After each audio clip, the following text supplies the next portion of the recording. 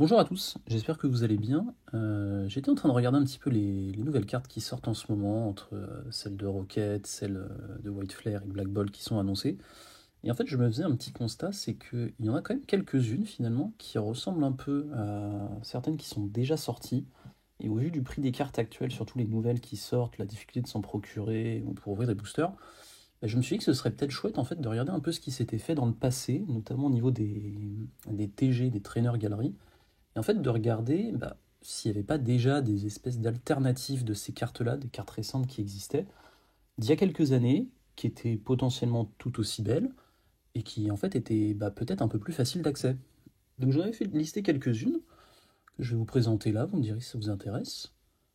Et puis voilà, on est parti. Alors sans plus tarder, non, je vous l'affiche à l'écran. On va commencer par une qui est sortie assez récemment, c'est le Karchakroc de Cynthia. Bon là du coup c'est sur Card Market, pour que vous voyez un petit peu le niveau des prix, hein, ce que ça donne. Donc c'est une des 3-4 cartes je dirais du top de la série, hein. C'est quand même, on est en prix de base à plus de 180 € minimum et ça monte assez facilement à plus de 200. Et en fait, quand vous regardez cette carte, bon, elle est superbe, hein, mais quand vous regardez cette carte, s'il y en a qui collectionnent Pokémon depuis quelques années, elle doit vous dire quelque chose, parce qu'en fait, il y a à peu près 3 ans, je crois, si vous regardez sur Astre Radieux dans les trainers galeries, je vous l'affiche à l'écran, et là, regardez, est-ce qu'on n'a pas déjà un Karchakroc avec Cynthia? Alors effectivement, la carte, c'est pas le même style, on en convient, hein, probablement que celle d'avant, objectivement peut-être un peu plus belle, mais c'est surtout un style différent, plus agressif, dans un plein combat. Mais en fait, vous voyez, il y a quand même quelques similitudes, et quand on regarde le prix de cette carte, encore une fois, c'est pas forcément comparable, mais c'est vachement plus facile d'accès. Si vous aimez Karchakroc Cynthia, vous n'avez pas forcément les moyens d'acheter l'autre ou d'ouvrir les boosters, en fait, vous avez une alternative à cette carte qui est quand même 3 fois moins chère minimum, et que vous pouvez vous procurer assez facilement. C'est pas le même style, encore une fois, mais vous voyez qu'on peut trouver, en fait, quand on ne peut pas forcément se permettre certains petits plaisirs, on peut trouver d'autres choses ailleurs. Et en fait, j'en ai plein d'autres comme ça, regardez. Sur la série Black Bolt, bon, alors celle-là, elle est pas sortie encore en français. En japonais, elle n'est pas très chère, 30 €, mais on sait tous qu'en anglais, en français, forcément, ça va faire x3, x4 minimum. Et en fait, des cartes de Majaspic, vous en avez déjà une sur Tempête Argentée, qui est franchement très jolie, avec en plus un des dresseurs, et qui, vous voyez, bon, là évidemment c'est moins cher.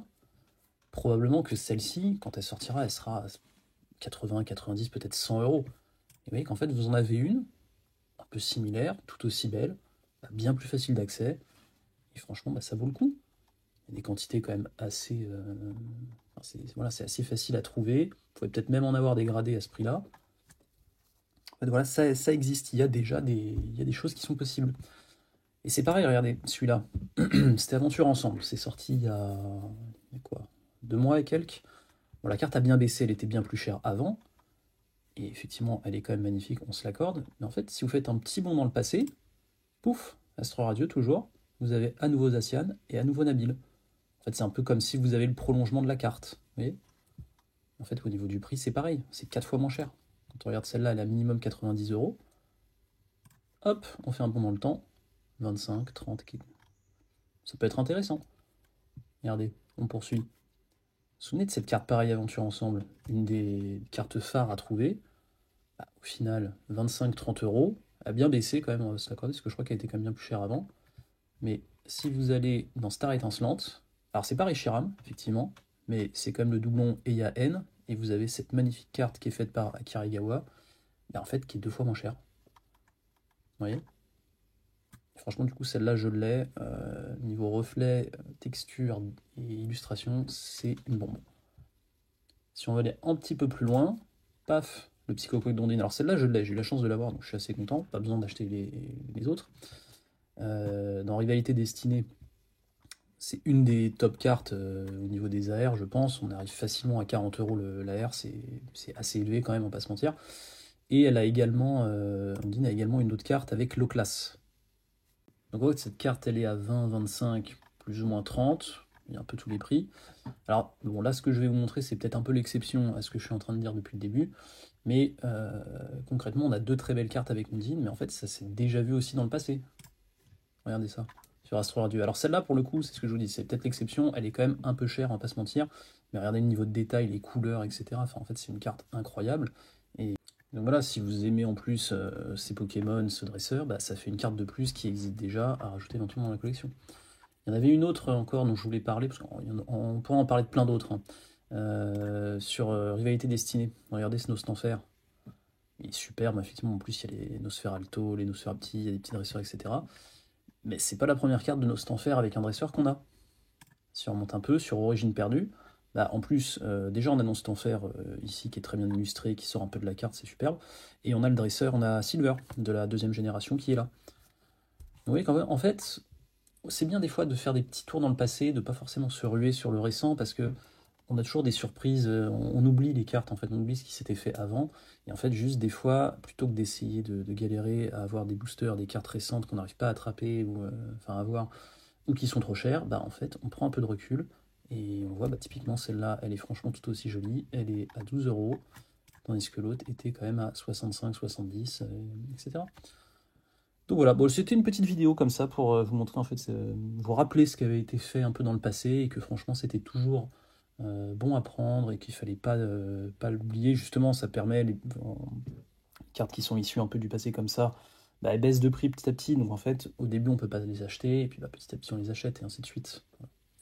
Je voudrais juste terminer sur deux cartes, alors qui n'ont pas forcément de lien avec des cartes récentes ou autres, mais qui sont pareil, issues de certains blocs un peu avant, et qui franchement mériteraient qu'on s'attarde un peu plus dessus. Il y a notamment ce Pikachu avec Red, qui est une des TG d'Origine perdue. Est-ce qu'on peut franchement faire mieux que cette carte? Enfin, Pikachu est très très bien illustré, on a Red derrière qui est un des dresseurs les plus populaires, la carte est magnifique, il y a un jeu d'ombre, c'est splendide. Elle commence à coter un peu parce que forcément bah, c'est Red et c'est Pikachu, et on voit qu'elle monte quand même pas mal. Ça faisait longtemps que j'avais pas regardé, elle est bien montée. Mais voilà, et c'est pareil pour celle-ci, ce Rayquaza VMAX avec, j'ai plus son nom, c'est Amaryllis je crois celle-là. Enfin, regardez-moi cette carte. Enfin, c'est les VMAX du bloc épée et bouclier qui débordent un peu de la carte comme ça. Est-ce qu'on est, ça vaut, en termes d'illustration, c'est au moins aussi bien que l'alternative d'Évolution Céleste de Rayquaza. Enfin, franchement, regardez les couleurs, le dessin, enfin, c'est juste fou. Enfin voilà, ces cartes-là n'ont pas forcément de pendant dans les cartes récentes, mais je voulais quand même vous les montrer parce que je les adore et que franchement, je pense qu'elles mériteraient d'être un peu plus mis sur le devant de la scène.